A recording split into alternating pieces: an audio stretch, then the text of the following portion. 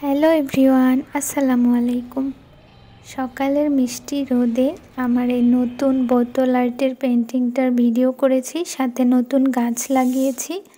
আজকের ভিডিওতে এই ক্রাফটিংই তোমাদের সাথে শেয়ার করছি। প্রথমে একটা পুরনো বোতল এরকম করে অ্যান্টি কাটার দিয়ে কেটে নিয়েছি, আর এটাকে সুন্দর মতো ক্লিন করে নিয়েছি। আর তারপর এখানে বেস কালার হিসেবে হোয়াইট কালারটা ইউজ করছি। কোনো কিছুতে রং করার পূর্বে হোয়াইট কালার দিয়ে বেস দিয়ে নিলে খাটনিটা কম লাগে। আর আমি ব্যাকগ্রাউন্ডটাও যেহেতু হোয়াইটই রাখতে চাচ্ছি, তাই এখানে আমি দুইবার করে হোয়াইট কালারের বেস দিয়ে নিয়েছি। তারপর এখানে একটু বহু পেন্টিংয়ের জন্য কিছু ডিজাইন করে নিচ্ছি। এখানে সবথেকে ইম্পর্টেন্ট কথা হচ্ছে ভালো মতো না শুকিয়ে নিয়ে পেন্টিং করতে গেলে ঠিক এই রকম অবস্থায় হবে। ঠিক কালারটা বসছিল না বা একদম অ্যাকুরেট আসছিল না, তাই এটাকে আমি একদম শুকাতে দিয়ে দিয়েছিলাম।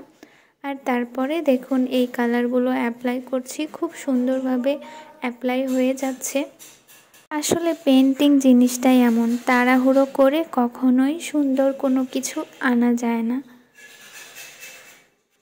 এখানে এরপরে আমি কিছু গ্রিন কালারের পাতা অ্যাড করে নিচ্ছি। ভেবেছিলাম যে এটুকুতেই পাতা রাখবো, কিন্তু না, পরবর্তীতে আমি পুরো বোতলটাতেই পাতা অ্যাড করে দিয়েছি। ভিডিওতে যেভাবে করেছি সেটা দেখেই আপনারা বুঝতে পারবেন। আশা করছি ক্রিয়েট করলে অবশ্যই আমার সাথে শেয়ার করবেন। ভিডিওটি ভালো লেগে থাকলে অবশ্যই একটু শেয়ার করে দিবেন। আর অবশ্যই আমার পেজ এবং ইউটিউব চ্যানেল আরশিদাস আর্টিস্ট্রিতে লাইক, ফলো এবং সাবস্ক্রাইব করে পাশে থাকবেন। ও হ্যাঁ, আমি এই পটটাতে পুদিনা পাতার গাছ লাগিয়েছি। আমাকে একটু জানাবেন তো এই গাছটা কি অল্প রোদে হয় নাকি অনেক বেশি রোদের প্রয়োজন হয়।